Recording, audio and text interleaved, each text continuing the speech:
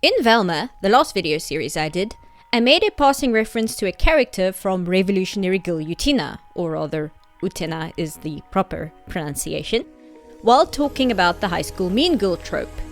Yes, this is how my brain makes connections between unrelated media. That character being the queen of high school mean girls herself, Nanami Kiryu. Even if you have never watched Utena, there's a good chance you might have seen Nanami before.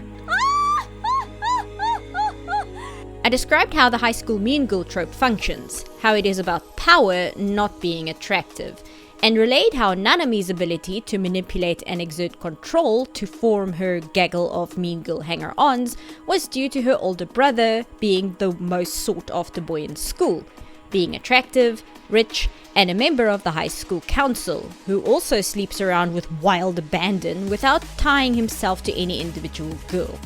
And how Nanami is very aware that the only reason her clique treat her as their unquestioned leader is because it gives them a very small chance to interact with her older brother. Essentially, Nanami's only measure of self-worth is being directly related to her brother, something none of the other girls can claim, and it automatically makes her better than them. And her brother, a man who wields sex and sexual attraction as weapons of power and manipulation, uses this against his own sister, who he has purposefully placed into a position of emotional codependence on him, causing Nanami to be trapped in a cycle of having absolutely no sense of self-worth removed from her brother, who will pull her close and push her away as he sees fit to manipulate her, sometimes for no reason other than it amuses him, which has caused Nanami to completely confuse what her emotions for her brother actually are. Her absolute worship of him is caused by the psychological state that she only has worth as a person because of him. And because he allows her to feel worthy of existence, her feelings are that of adoration and devotion. Which, as she is now 13 years old in the show and at the cusp of puberty, means she has completely spiraled into confusing her codependent feelings of adoration and a need for validation into feelings of being romantically attracted to him, while also being repulsed by the concept of siblings being romantic to each other, while also only having personal value because she and her brother are siblings. These possibly romantic feelings that her brother has absolutely no interest in, but is also aware of, gives him one more string of control over her life. All the while, Nanami is left floundering, not knowing herself, removed from her brother, caught between the feelings of security that no girl her brother sleeps with will ever be as important to him as she is, and the terrifying thought that at any moment, her brother may indeed find himself someone to love, someone who will take place above Nanami in his heart, robbing her of her sense of self-worth. All of which causes Nanami to view all girls as not only inferior to her, but also as direct threats, because her brother's affection is Nanami's value as a human being. Without it, she is worthless.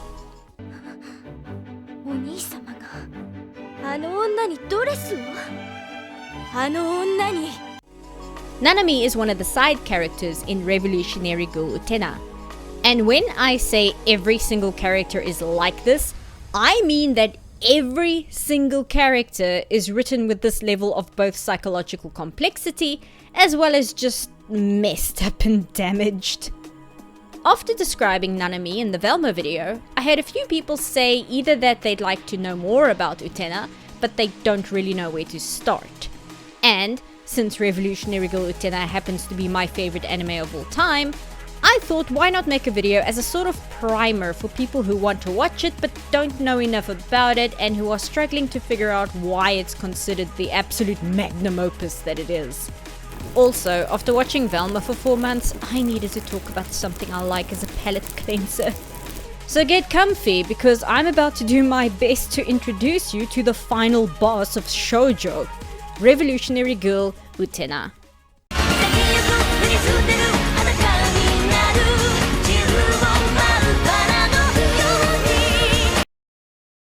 In my experience, people who have not watched Utena but are interested in checking it out tend to fall into two categories. The first are people who know nothing about it except what it looks like, that it's about sword lesbians, and it's a magical girl anime, and that at some point Utena turns into a car. 車になります。And the second are people who also know nothing about it except for its reputation, which they are so intimidated by they have no idea how to approach it. Which is where this video comes in, hopefully. I'm not going to spoil any major story events because I actually want people to sit and watch the anime themselves, and if I were to try and explain what every individual thing means in Utena, this would be a 9-hour video, and that's not an exaggeration. On the Empty Movement website, the holy grail of Utena content for the past 20 years, who have even helped with the recent Blu-ray translations, there are pages upon pages of analysis essays written by psychology students and philosophy students and people far more educated than I am, breaking everything down from the symbolism in one of the credit sequences to a character that has exactly 30 seconds of screen time in the entire show.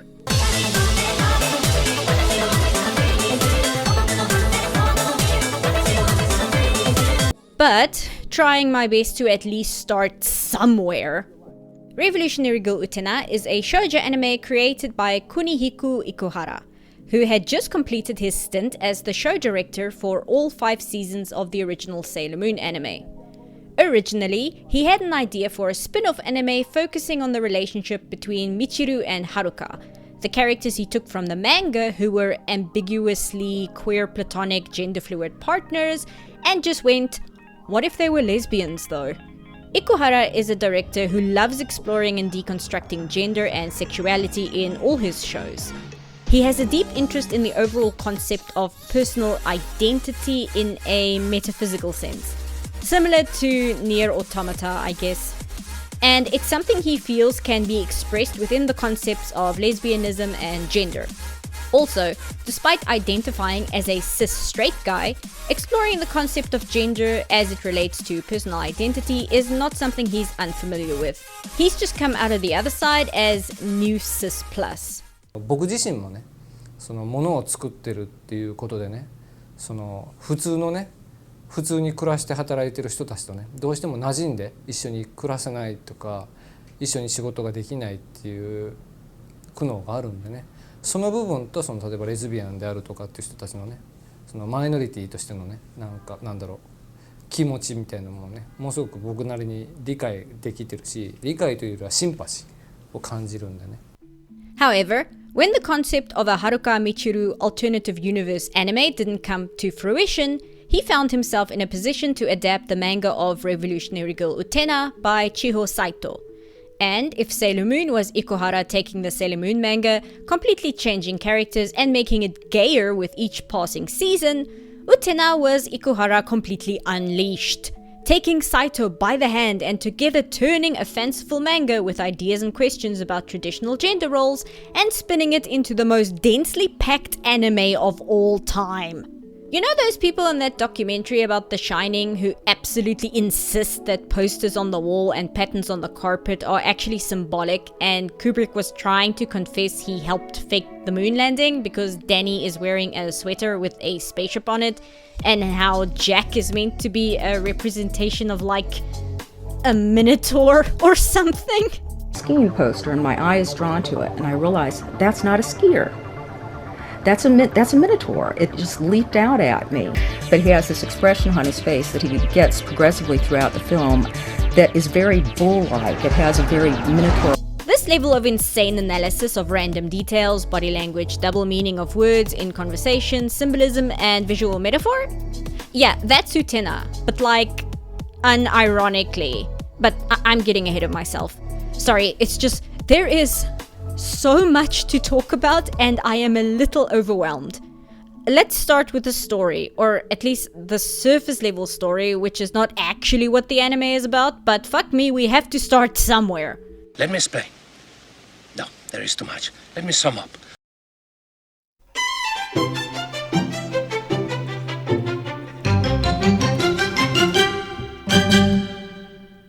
Revolutionary Girl Utena is about a girl named Utena Tenjo. Having lost her parents at a young age, she was approached by what she remembers as a prince who gave her comfort in her grief and who gifted her a ring with a rose crest on it, telling her this ring would lead her back to him one day if she never lost her nobility and strength. but she was so moved by this encounter, she vowed to become a prince herself. Now aged 14, she attends the prestigious Otori Academy, still trying her best to embody the archetypal concept of what we as human beings think of when we think of a storybook prince. Utena insists on wearing a boys' school uniform, except it doesn't actually match any of the boys' uniforms, refers to herself with boku, which is a way young boys refer to themselves, as it is more masculine than atashi, outclasses the other boys at sport, and is generally a person with a heart of gold and dumb of ass. It is probably no shock then that she is the absolute idol of every teenage girl in the school. Before we carry on, a note on the ages. Most of the main characters are 14 years old, with 2 being 13 and a handful of others being 16. However, you may notice they do not resemble these ages physically. This is partly due to the fact that Utena was heavily inspired by shoujo manga of the 70s, most notably Rose of Versailles, and was largely thanks to the influence of the original manga's art style, which the character designer himself admits he was most excited by because they did not resemble the anime trends of the mid-90s and were challenging.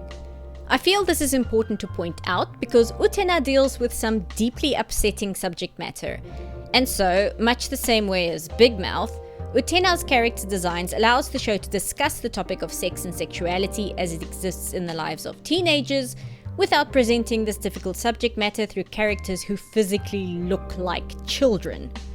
However, the fact that these characters are just now becoming teenagers, leaving their childhood behind as they grow into adulthood, is thematically important as it's kind of the whole point of the show. Similar to other shows like FLCL, which was written by one of the writers who worked on Utena, and Evangelion, which also has strong ties to Utena in that Ikuhara and Hideaki Anno are close friends. And the character designer of Utena worked as a key animator and director on Eva. So with that out of the way, back to the surface level summary. One day, while passing the school's greenhouse, Utena spots a shy and reserved student who we later learn is named Anthi Himemiya. She later spots her again when she is having an argument with one of the student council members.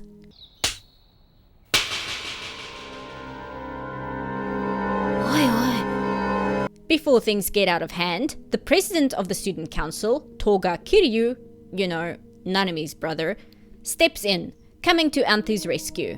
You see how this is setting the pieces in place? Utena is informed by her best friend Wakaba that the green-haired boy who just physically assaulted his girlfriend is called Sayonji, who Wakaba has a crush on. And Wakaba denies that Sayonji would be associated with someone like Anthi, who Wakaba shows an open resentment towards but doesn't elaborate as to why. Later, while walking to class, Utena and Wakaba pass by the school announcement board, where someone had pasted up a love letter. Turns out the love letter had been addressed to Sayonji, who had decided to paste the letter there himself, where the male students are reading it out loud and laughing to each other. It doesn't take much for Utena to realize who the love letter was from.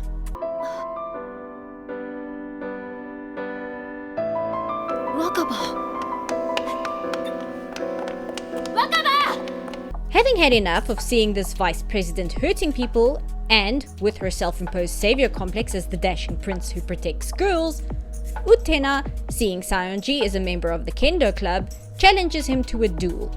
Sayonji, noticing her ring, comments that he did not know she was a duelist and agrees to meet her in the forest outside of school.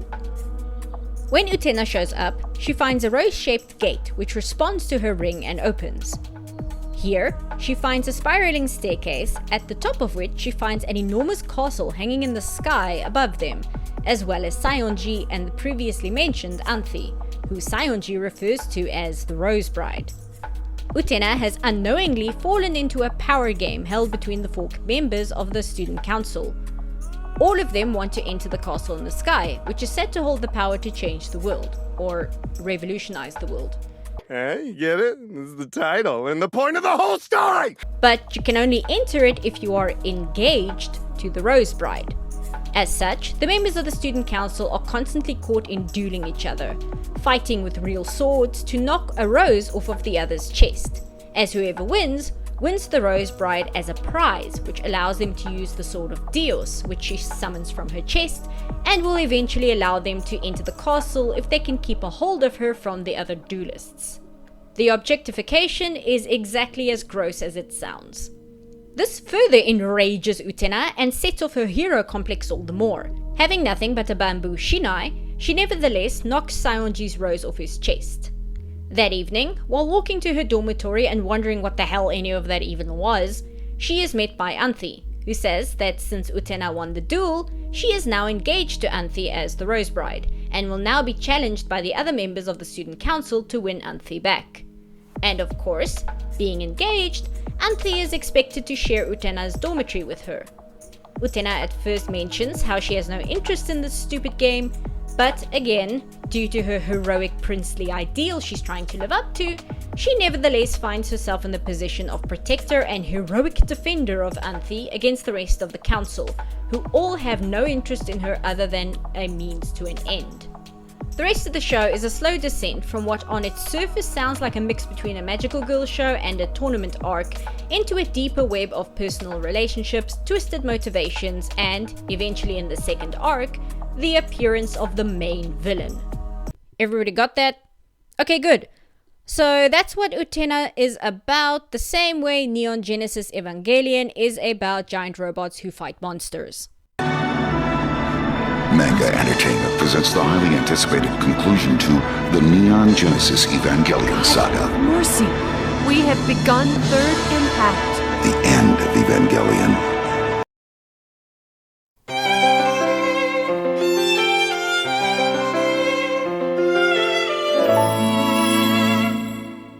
The main core focus of the show is the characters all having a reason to revolutionize the world. In simpler terms, every character is striving to enter the floating castle, having something about the reality they live in which they are deeply unhappy about. And they all believe that in order to be happy with their lives, whatever is troubling them is so deeply rooted and impossible to escape that the world would need to change as a whole for them to be happy. However, as with real life, this constant struggle towards an unobtainable happiness means that these unhappy people have effectively trapped themselves in a permanent cycle. They are permanently trapped, striving for this one thing that will make them happy, finding it to be an impossibility, then striving towards making it a reality so they can be happy, finding it once again to be impossible, etc., forever ad infinitum. Revolutionary Girl Utena is about the self-constructed roles we as human beings craft in our minds. The roles we feel we should embody and live up to. The way we feel life should be, or how we should behave or act, and how we strive to try and make these mentally constructed roles for ourselves and for life to become a reality. And how this constant struggle to live up to these mental ideals is the very thing that ultimately makes us miserable. 俺たちも棺の中にいるんだ。 But that's also not all Utena is about. Utena is also about oppression. Oppression as a whole, including self-oppression. But the biggest and most focused on oppression is that of women. Not in a straightforward on-the-nose way, however. This isn't about being harassed in the workplace, or a wage gap, or mansplaining, or dealing with doctors who don't take you seriously, or anything concrete like that. It is about the oppression of women in an all-encompassing, universal, psychological level that transcends culture, country, and race. Something every single character, including Utena herself, are forced into or force ourselves into. Utena's entire character is a testament to the oppression of women. Utena has a savior complex due to her childhood trauma, where at her lowest moment, a prince on a white horse came to rescue her emotionally. Utena was so impressed by him, she decided to become a prince herself. Utena has built the role of the savior up in her head as a role that she now tries to fit herself into. Utena wants to be a savior, but Utena is a girl and identifies as a girl. But girls are not saviors. Girls are princesses who need to be rescued. Boys are the one who save princesses. So, in order to be this concept of a savior on a white horse, Utena dresses in a way that is masculine, refers to herself with masculine pronouns, and comes to the rescue of her girl best friend from a creep, and then goes on further throughout the rest of the series to defend Anthe from the rest of the sword-wielding duelists. Utena has, by doing this, forced Anthe into the role of the helpless princess who needs rescuing and defending by the heroic prince, enforcing the idea that Anthe is a victim and cannot do anything to rescue herself, because Anthe is the Rose Bride and Utena is the prince. Utena is playing into the very gender roles and societal oppression she actively feels is unfair. How dare this boy manhandle his girlfriend like that? That is wrong! Don't worry, fair maiden, I will defend your honor!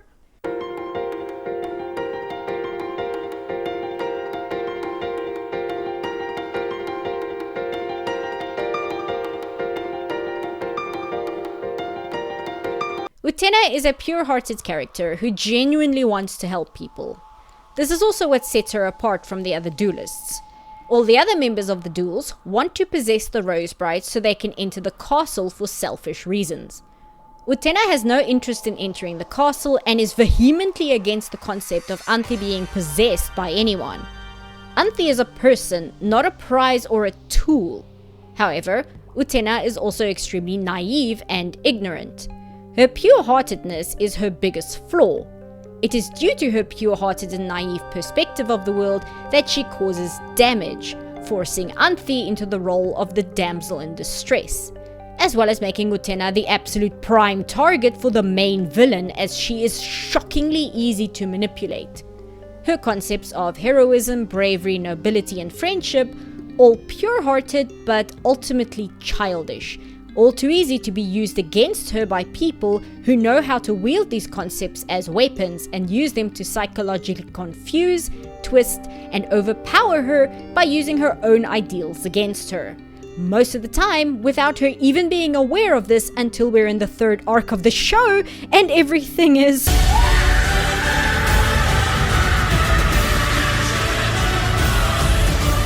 But just as this pure-heartedness is her biggest flaw and makes her easy to manipulate and cause harm to the people around her, it also remains Utena's greatest strength. She may not understand the complexities of the psychological warfare she's been embroiled in. She may not understand that someone in her life is actually not looking out for her best interest and is actively trying to hurt or groom her into a role they would prefer her to embody. But what Utena does understand is that Anthe is her friend, and something is deeply, deeply wrong in Anthe's life, and although Utena might not know what it is or understand it, Utena wants to help Anthe. And although this starts off as the twisted concept of defending her as a damsel in distress, which is just further victimizing her, it starts to grow into elevating Anthe to the level of an equal, someone Utena wants to help.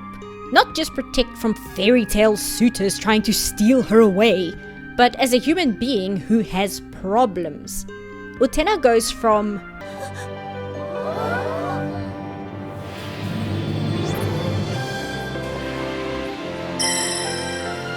to ねえ、もし君に何か困ったことがあったら、まず僕に話してよ。何でも助け合おうよ。君とはそういう友達になりたいんだ。And it is because of this expression of humanity that Utena is the only person who gets close to actually meeting the real person that Anthe is. ウテナ様、私、本当は何？いえ。And no matter how much some of the most disgusting villains in all of anime try to drag her down to their level, Utena's dumbass naivety allows her to return time and time again to her core value, which is not to rescue princesses, but to help someone in need. But that's not all Utena is about, because we have a lot of characters in this show, and you have now heard me explain Nanami and Utena's characters as basic as I can without spoiling anything. I need you to understand that every single character in this show is written with the same level of complex psychology, issues, and responses to both personal past trauma as well as how the pressure of society at large is shaping them, including Saionji. You can't catch me, gay thoughts! None more so than Anthi Himemiya. But to try and explain Anthi Himemiya... yeah, I'm gonna have to come back to her. The point is, yes, Utena is an anime about people fighting with swords to enter a fantasy castle by using the powers of the Rose Bride. But that's not what Utena is about. I often joke that asking someone who their favorite character in Utena is possibly the most loaded question you can ask a person, because it doesn't matter which character they answer, it will reveal far too much about them as a person that they probably want revealed. With the exception of Chuchu, probably.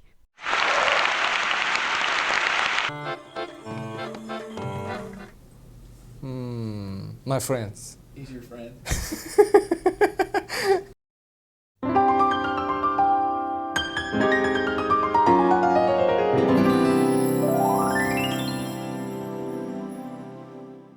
I mentioned that watching Utena is like being a crazy person who is way too obsessed with The Shining, and I wasn't joking. Revolutionary Girl Utena was made on a rather small budget, which didn't allow for a lot of complex or lavish animations. Luckily, Ikuhara was more than well equipped to handle a small budget show thanks to his experience with Sailor Moon, as well as taking a lot of inspiration from the acting in Takarazuka, which relies on a lot of standing still deliberately to convey emotion. To compensate for the lack of budget, Utena is painstakingly crafted so that every tiniest, smallest movement, or way a character stands, or what the camera focuses on, or what the camera doesn't focus on, or any of the most minuscule details in a scene or dialogue is important. There is not one thing drawn in any scene in any episode in the entirety of this show which doesn't have meaning and importance to it. And it is every episode, and it is every scene, and it is every conversation.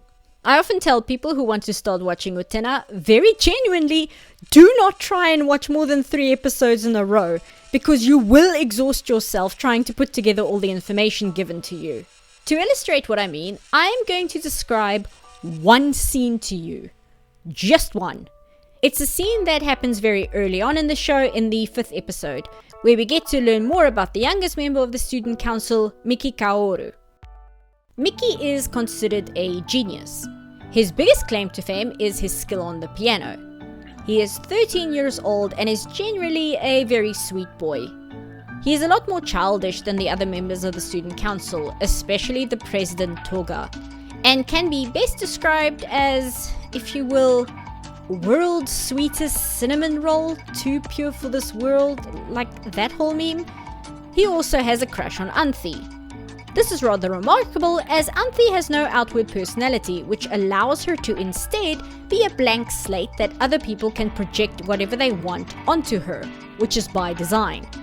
So the fact that Miki has a crush on her is actually more sus than anything else. Miki wants to enter the castle because he is in search of something pure, something untainted by the harsh realities of the world, something truly innocent, which is why he has a crush on Anthi, as he views her as a gentle maiden who perfectly embodies his desires for this purity which is unsullied by the harshness of life. Red flag. Miki also has a twin sister, Kozui. Kozui is the complete opposite of Miki in several ways, the biggest of which being, well... Keep your voice down. You whore! Kozui revels in her sexuality and has no shame, nor does she see any shame, in openly advertising her casual approach to sex. Especially when Miki is around, because Miki greatly disapproves of her nonchalance, which further encourages Kozui to sleep around, because when she does so, she grabs Miki's attention, since he otherwise wants nothing to do with her. Her sleeping around is literally a cry for attention. This comes from the fact that when they were younger, Kozui and Miki were inseparable, They did everything together, especially playing piano and spending time in what Mickey describes as a sunlit garden. Mickey especially has placed his memories of their innocent childhood together on an impossible pedestal. According to Mickey, one day he and Kozui were supposed to have a joint concert, but he fell ill on the day and Kozui had to perform alone. She froze up and was unable to play, and due to this event, Kozui never played the piano again, and the twins grew estranged from each other. Mickey especially mourning the loss of their innocent child together, while Kozui seems more than happy to move beyond that time in her life. Now, the scene in question happens after Mickey has discovered that Anthi is also very skilled at the piano, and Mickey realizes that whatever innocence he felt he's lost in the past with his sister can perhaps be found in Anthi instead. That she is now put on this pedestal as the ultimate virginal pure maiden. Red flag. Okay, so you got all that? Now here's the scene. Mickey is returning to the music room and he runs into Kozui. Remember what I said, this anime had zero budget, so every time a character moves or a camera changes and all the body language in a shot is done with intention. Kozui is at first annoyed when he bumps into her until she sees it's Mickey. Mickey is less than impressed and shuts her down instantly. He asks her what she was doing in there. どうせ弾くつもりもないくせにこんなところで何をしてるんだ。別に私の自由でしょ。音楽室はピアノを弾くためだけの場所じゃないわよ。Mickey looks into the music room to see who is in there and is confronted by the sight of Toga, who is looking... well... おはよう、カオルミキ君。君の妹は君に似て可愛いね。それに君に似て素直だ。They are interrupted by Anthi showing up by complete coincidence, I'm sure. 本当に大切なものは自分の手に入れて守らなきゃ人に取られちまうぜ、ミッキー。エンゲージしたものだけが花嫁を思うがままにできるんだからな。思うがまま。So, you might have figured this out already, but when Kozui blatantly asks Mickey, また私としてみたい? and he answers, お前なんかに何も期待してないさ。They're not talking about the piano. 大丈夫。あなたの音色は僕が守るから。どうもどうも。Mickey is looking for something pure and innocent he had with his sister as children, which he felt he lost during what he says is a concert. But later, Kozui reveals that she has never been good at the piano. And Mickey is now projecting his concept of the innocent virginal maiden onto Anthi, whereas Kozui is reveling in her new identity as a sexual being. However, she is largely sleeping around because she knows it upsets Mickey, and it's the only way she is still able to get his attention on her. So she keeps doing it. There are other small details in the show later, as Kozui shows up now and again that further backs up what the show is insinuating. Getting a letter from their parents has Kozui discarding it and saying, 親なんかいらないわ。私たちは野生動物だもんね。 Referring to her and Mickey as wild animals in conjunction with her parents is no coincidence. There is also the symbology in milkshakes later on, as well as this one singular shot, which is only seen once in the entire show. Nobody speaking on what it means or what it is showing. この手紙、あの人から。ああ。Oh, and also, every single duel that Utena has its own song written for it, which directly relates to the person she's dueling and further explains their inner workings through the lyrics.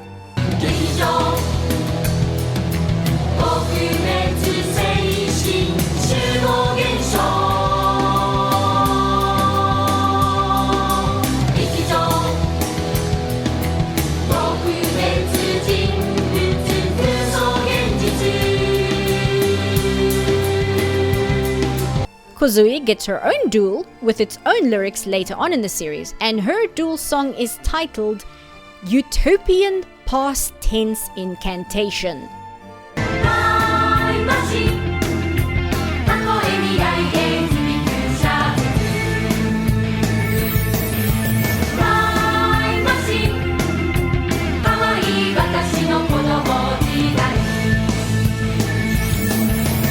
this is what every conversation is like. Rarely is anyone talking about what they're actually talking about. A conversation about the stupidity of a university research group trying to attain eternity is doubling for the character who is speaking's repressed homosexuality. A character thanking a girl for polishing his fencing sword while he was sick and then smash cutting to the school's tower that looks like this is... That's a penis! Sionji demanding Anthe has real romantic feelings for him outside of being the Rose Bride are intercut with Chuchu's antics.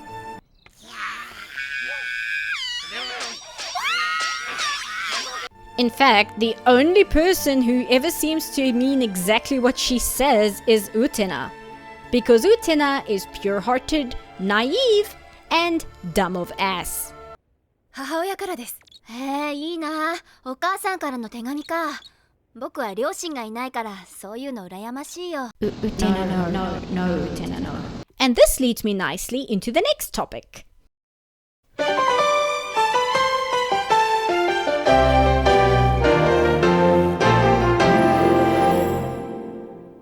Utena is rated PG-13 and its target audience are young girls between the ages of 12 and 16. It is a shoujo, not a josei anime, meaning its target audience are young girls, not young adult women unlike, say, Nana, which is very much a josei anime. Because of this, nothing visually shown directly in Utena is graphic. The PG-13 rating is accurate to the contents of the show that is shown on screen. However, as the scene I just described to you illustrates, this does not mean Utena isn't extremely confrontational and challenging with the concepts and situations it not only mentions, but makes its main plot. The main villain of the show is a man named Akio. He is the only reoccurring character in the entire show who is an adult. We almost never see adults in this show, especially not within the boundaries of the school. We see a teacher twice who is only there to complain about Utena not wearing the female uniform, but otherwise the school seems completely populated with nothing but teenagers. Except for Akio, the most hateful, sadistic, awful anime character to ever exist. I cannot name one singular anime villain who is worse than Akio, and I mean it. And I mean it in a way that is not fun. No, not even him. Okay, maybe him, but it's really fucking close.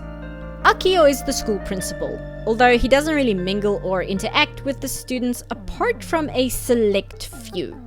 He prefers staying in his office, which is at the top of this tower we saw previously, which looms over the entire school. There's no way this majestic tower can be confused with the male organ of love. He is in close contact with Toga, the student council president, who Akio is actively grooming to basically become Akio Light, and is much the reason for a lot of Toga's behavior of manipulation, misogyny, and general using and discarding of people. It is also heavily implied that Akio's interest in Toga is, well... 心地いい振動だろ。運転してみるかい？だって俺はまだ。硬いね。Oh, fuck that guy. The only other people Akio really has any interaction with is his fiancée, which we see in one singular episode, and his fiancée's mother, who we also see once, both of which he is sexually active with. And the last person he has the most close contact with is, well, Utena. Red flag. Smells like trouble. He also happens to be Anthe's older brother, and the person who put the entire Rose Bride duels into play and put Anthe into the position of the Rose Bride for his own personal reasons, which are revealed as the story unfolds. I am running out of footage of red flags. And so, we come to the part where I am just going to list the trigger warnings for topics that are not only brought up in Utena, but which are absolutely integral to the core plot and story. I also feel the need to point out, unlike a lot of anime, none of these topics are shown in a positive light. At no point does Utena try to show these topics as anything but truly fucked up situations which cause monumental, long-lasting damage. There is no garbage here. Enjoy!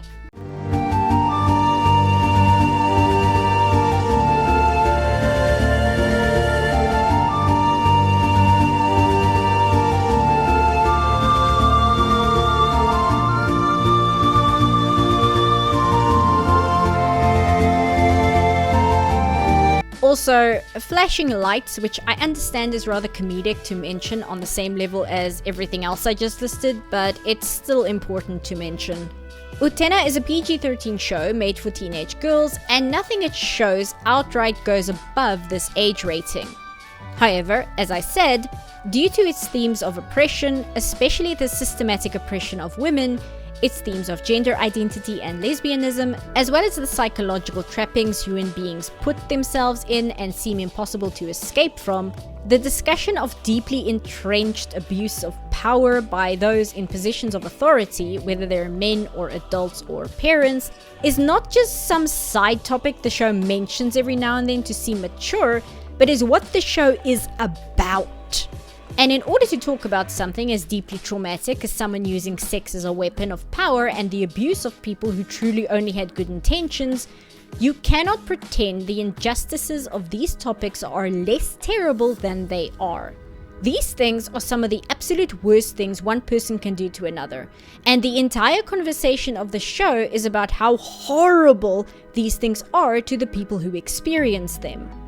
To not illustrate the full depth of evil of these actions would be an insult to the severity of the topic. And as such, Utena includes these topics most of the time behind a curtain of symbolism and metaphor, but that curtain is oftentimes very, very thin. But of course, Utena is not a show about "That's just how it is on this bitch of an earth," because the show is about people wanting to revolutionize the world so that they might be happy. And the title of the show is Revolutionary Girl Utena.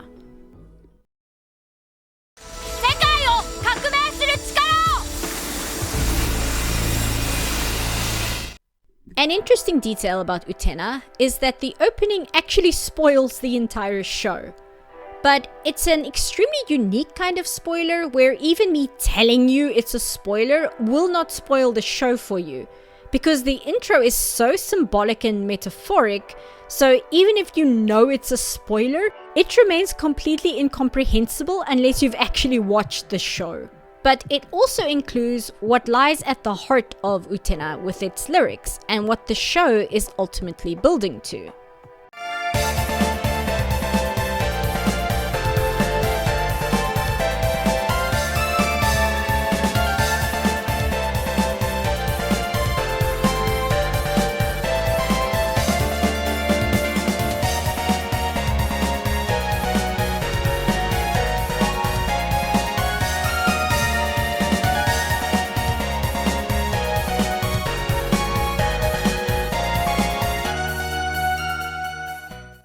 The translation tends to vary slightly, but the meaning tends to be the same across all the translations I've seen. The definition of a revolution, apart from also being another word for something revolving, or a cycle if you will, is the overthrowing of an established system in favor of something new. All the characters in the show, apart from Utena herself, wish to overthrow the current reality in favor of a new one where they can be happy. Because they believe that if they are able to get the thing they wish for most, they will finally be happy. And their constant striving to try and achieve that thing is the very thing making them miserable and unsatisfied.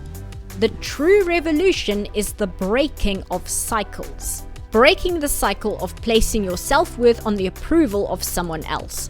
Breaking the cycle of self-loathing because of who you love or because you've lost your innocence.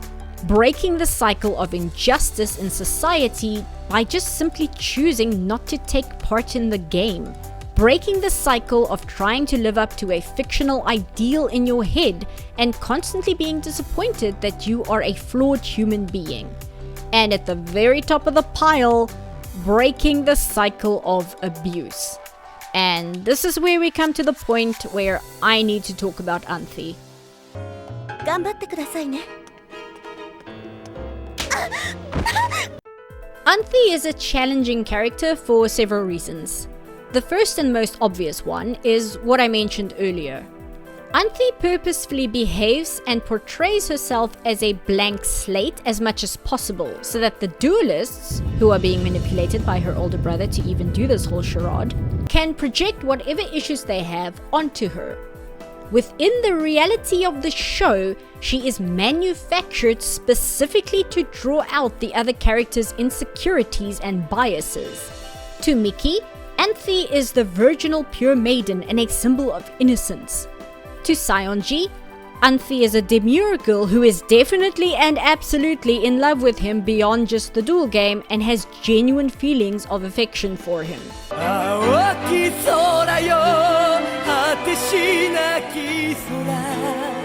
Judy can't stand Anthi and thinks she's manipulative, and she happens to be right, but in Judy's case, she's right mostly through coincidence because her own issues involved who is probably the second worst person in the show, who is only outdone by the guy who grooms minors. And to Utena, Anthi starts off as a damsel in distress who needs saving by a prince on a white horse. Most of Anthi's outward behavior is what you'd expect from her design and that description, right down to referring to whoever she's engaged with the honorific Sama, which is purposefully meant to be subservient and kind of gross. And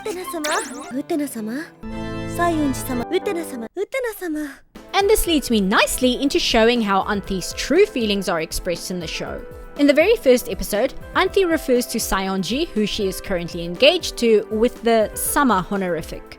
She is by his side and gives him access to the Sword of Dios and is effectively on his side for the duration of the duel. But the second, and I do mean the very second, Utena knocks the rose off of Saionji's chest and he realizes he's not only lost, he's lost to someone using a broken bamboo sword. He turns to Anthi, knowing he has just lost his engagement to her, and despite his Saionji is genuinely looking for a real human connection with someone, and he has projected onto Anthi that she does actually care about him as a person, and that surely she will be sad or disappointed or maybe at least give some form of comfort. And how does Anthi respond to him having just lost miserably and embarrassingly? ごきげんよう、Saionji senpai.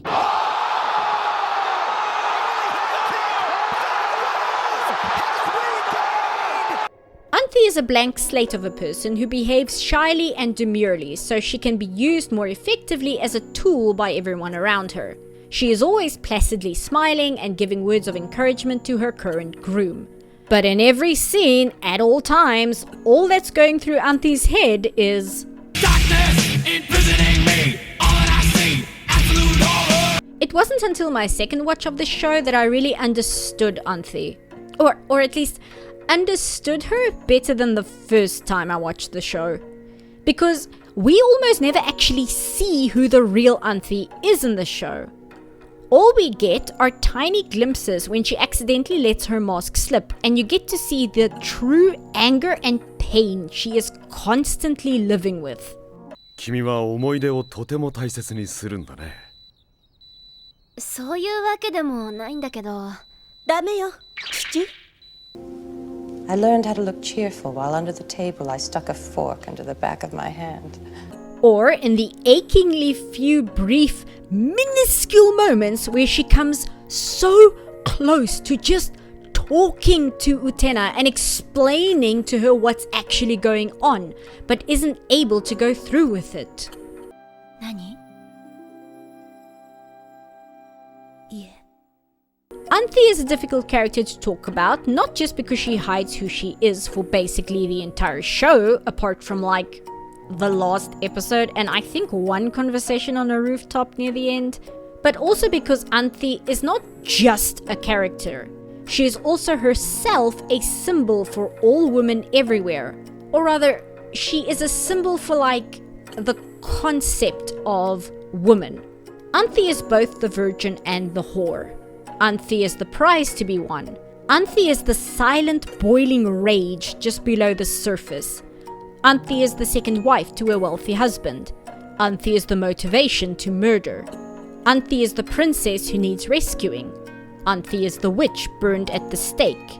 Anthy is the abuse victim. With the core themes of Utena being that of breaking cycles, Anthy's story specifically as an abuse victim is at the center of the entire narrative. Anthy is an abuse victim in a literal sense in what she is currently and actively going through as a character, but also as a metaphor, as she is also directly shown to be going through systemic abuse by all of society's hatred continuously stabbing into her. Anthy is both an individual who is suffering as well as a face for all women who suffer. Utena at the start of the show perpetuates this victimization by placing Anthy in the role of the damsel in distress. But as I said, what makes Utena different from the other characters is her motivations. Whereas everyone else wants to use Anthy to get into the castle in the sky, Utena starts off using Anthy for nothing else but as a princess to protect. This starts because it gives Utena the opportunity to play out her fantasy version of being a heroic prince. But as the show evolves, it turns into Utena getting at the true reason she built up this fantasy of a prince in the first place. She wants to help people. She wants to make their lives better and pull them out of whatever dark pit they find themselves in. And if the show had simply been about Utena maturing from role-playing a prince into that of Utena becoming a true symbol of heroism, it would still be reinforcing the concept of the heroic prince rescuing a damsel in distress. But due to Utena's honesty and pure hearted desire to help, she manages to do something nobody else in the entire show can. Give Anthy opportunities to be a human being. 私のお弁当も見てもらえます？またかき氷じゃないならね。The ending for this show is so good and I cannot spoil it for you.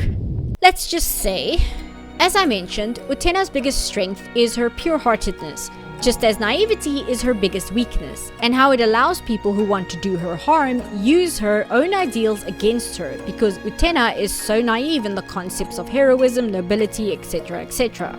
Anthy, on the other hand, has no delusions about how terrible other people and human beings can be. And just as Utena strives to reach Anthy as a real human being so she can find out what's wrong, so Anthy, to her horror, finds herself actually becoming attached to Utena, not as part of a roleplay being the Rose Bride, but as a human being. And this terrifies Anthy and it horrifies Anthy. But those cracks start appearing. And just as those cracks start appearing, Anthy is faced with a difficult fork in the road that the people who wish to do Utena harm are playing her like a fiddle, and Anthy can see it happening right in front of her. But to do something about it, she would have to break free of this role she's placed herself in and is forcefully being kept in. And the question becomes, is she able to take that step herself? Is she able to break the cycle? And yes, it's because of Utena. Because Utena is there to save Anthy, not by being a heroic prince, but by giving Anthy someone she cares enough about to care about herself and reclaim her own power.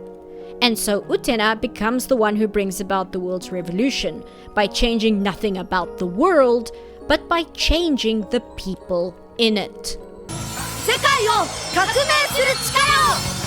There's a lot more to it, but without spoiling things, that is what all this misery, all this abuse and sadness and trauma and loss and hatred is in service of. Becoming free of these destructive cycles and leaving them behind you.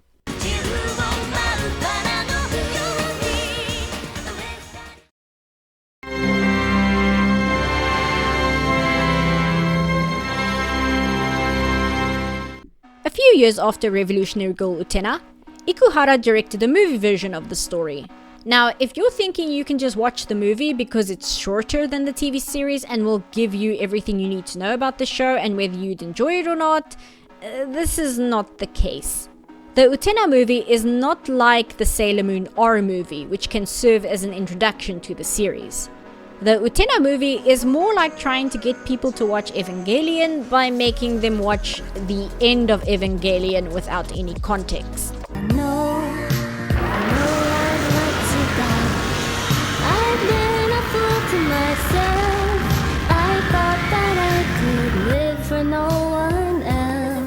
The movie tends to be a source of contention among fans.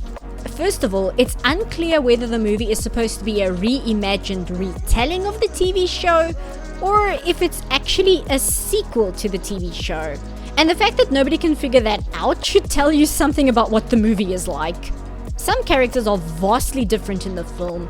Judy is no longer a lesbian, which is one of the most gobsmacking decisions ever, considering her entire character is about her feelings towards another girl. Toga is less the diet version of the worst person ever, and is instead from the very start of the movie portrayed as heroic and self-sacrificing, rather than having a character arc where he figures out how bullshit and rigged the system is. Nanami doesn't exist in the movie. And Akio is less the bastard school principal who has an agenda and goal he's working towards, and is more a malevolent spirit haunting the school as a whole, his shadow tainting the entire atmosphere and seeping in everywhere like a ghost.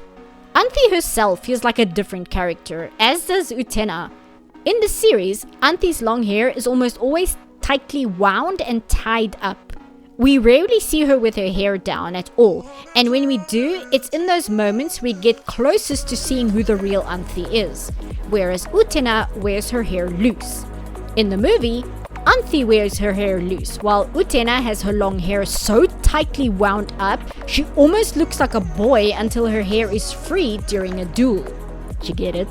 Anthy is the one who almost immediately tries to pull Utena closer and lead her into who Anthy is as a real person, while Utena comes across as distant and detached, unsure of what's going on around her and much more passive to the situation, which in turn makes Anthy the more proactive character.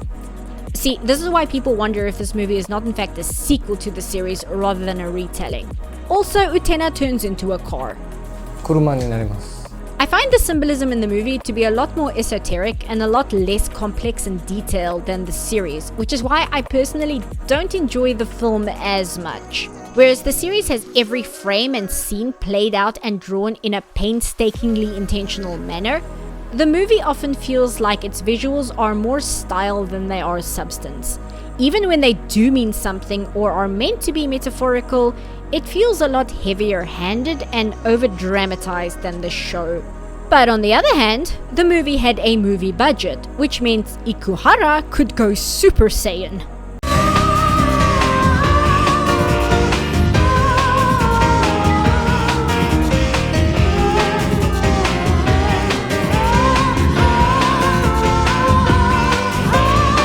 As well as the fact that the movie feels like a therapy session for anyone who managed to survive the series. So I wouldn't say don't watch the movie, it's bad, because it's not bad. Not at all, in fact. But I would strongly suggest not watching the movie, thinking it will give you an introduction to what watching the show is like. But if you watch the show, I do recommend seeing the movie afterwards. It's not the absolute masterwork the series is, but there is absolutely no denying the fist-bumping, cheer-inducing catharsis that the movie's ending gives. You've already seen the GIF. If you've been on the internet long enough and used Tenor enough, there is very little chance you have not seen the GIF. But even if you've seen it, seeing it at the end of everything just hits a lot differently.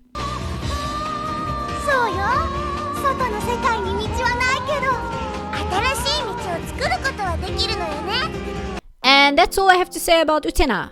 Hopefully this rambling of insanity trying to just introduce the show was coherent. There's just so much. There's so much, you guys.